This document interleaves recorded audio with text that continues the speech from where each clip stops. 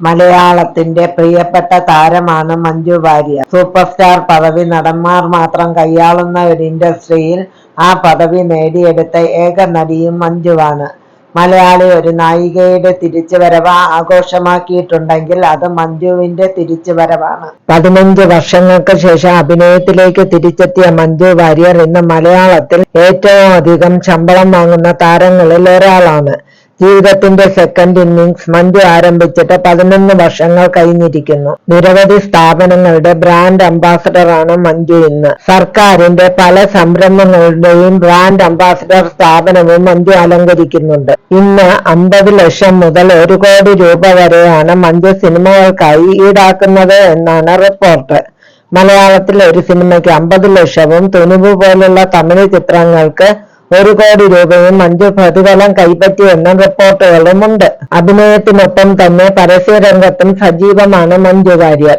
150 കോടിയോളമാണ് മഞ്ജു വാര്യരുടെ ആകെ ആസ്തി എന്നാണ് റിപ്പോർട്ടുകൾ പറയുന്നത്. പരസ്യങ്ങൾക്ക് മഞ്ജു വലിയ തുക തന്നെ ഈടാക്കുന്നു എന്നും പറയപ്പെടുന്നു. കരിയറിൽ തിരക്കുകളിൽ നിന്നും തിരക്കുകളിലേക്ക് നീങ്ങുന്ന മഞ്ജു വാര്യർക്ക് വലിയ ആരാധക പിന്തുണയാണ് ഇന്നുള്ളത്. മലയാളത്തിൽ നിന്ന് തമിഴകത്തേക്ക് കടന്നപ്പോഴും തമിഴ് പ്രേക്ഷകർക്കും സഹപ്രവർത്തകർക്കും പ്രിയങ്കരിയായി മഞ്ജു വാര്യർ മാറി. സിനിമകളുടെ വിജയ പരാജയത്തിനും അപ്പുറത്താണ് മഞ്ജു വാര്യരുടെ ജനപ്രീതി. എത്രയൊക്കെ പരാജയങ്ങൾ തുടരെ വന്നാലും ഒരു ഹിറ്റ് ലഭിച്ചാൽ മഞ്ജുവിനെ വീണ്ടും സ്വീകരിക്കാൻ പ്രേക്ഷകർ തയ്യാറാണ്. എംബ്രാന്റെ വിജയാഘോഷങ്ങളും മഞ്ജുവിന് ലഭിച്ച കയ്യടിയും ഇതിനുദാഹരണമാണ്. കരിയറിലെ ഏറ്റവും മികച്ച സമയം വിവാഹം ചെയ്ത അഭിനയരംഗം വിട്ടതോടെ മഞ്ജു വാര്യർ കളഞ്ഞെന്നാണ് പലരും അഭിപ്രായപ്പെടുന്നത്. എന്നാൽ ഇതിന് മറ്റൊരു വശമുണ്ട്.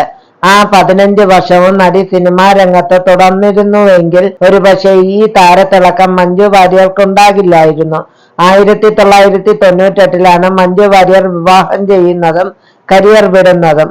നടിയെ കേന്ദ്ര കഥാപാത്രമാക്കി സിനിമകൾ ചെയ്യാൻ ഫിലിം മേക്കേഴ്സ് മുന്നോട്ട് വന്നിരുന്ന കാലം. എന്നാൽ മലയാള സിനിമാ ലോകം ആ കാലഘട്ടത്തിൽ വലിയ മാറ്റങ്ങളിലേക്ക് മാറിക്കൊണ്ടിരിക്കുകയായിരുന്നു. 2000ത്തിന്റെ തുടക്ക വർഷങ്ങളോടെ മോഹൻലാൽ, മമ്മൂട്ടി എന്നീ സൂപ്പർ താരങ്ങളുടെ പേരിൽ മാത്രം ഹോളിവുഡ് അറിയപ്പെടാൻ തുടങ്ങി. നായികമാർക്ക് പ്രാധാന്യമില്ലാത്ത സിനിമകളാണ് പിന്നീട് കൂടുതലും വന്നത്. ഒരുപക്ഷെ അന്ന് കരിയറിൽ തുടർന്നാലും താരാധിപത്യത്തിന് മുകളിലേക്ക് വളർന്നു വരാൻ മഞ്ജുവിനും ഒരുപക്ഷെ കഴിഞ്ഞേക്കില്ല.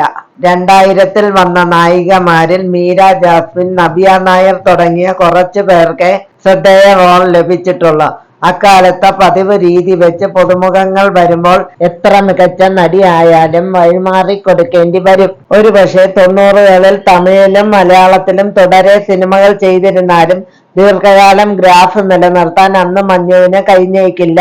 തമിഴിൽ അന്ന് അഭിനയിച്ചിരുന്നെങ്കിൽ ഇന്ന് അമ്മ റോളുകളിലേക്ക് മഞ്ജു ചുരുങ്ങാനുള്ള സാധ്യതയും കൂടുതലായിരുന്നു.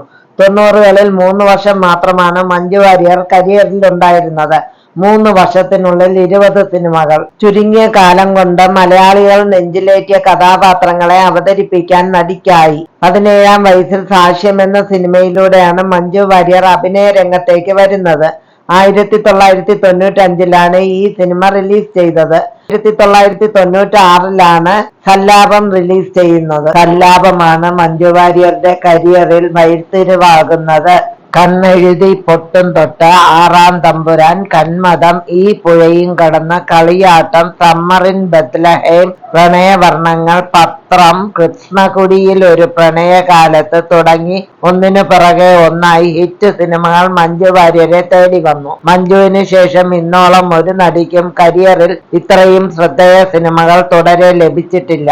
3 പതിറ്റാണ്ട് നീണ്ട കരിയറിൽ 50ലധികം സിനിമകളിൽ അഭിനയിച്ചിട്ടുണ്ട് മഞ്ജു. ദേശീയ ചലച്ചിത്ര അവാർഡും കേരള സംസ്ഥാന ചലച്ചിത്ര അവാർഡും ഉൾപ്പെടെ നിരവധി ബഹുമതികൾ മഞ്ജുവിനെ തേടിയെത്തിയിട്ടുണ്ട്.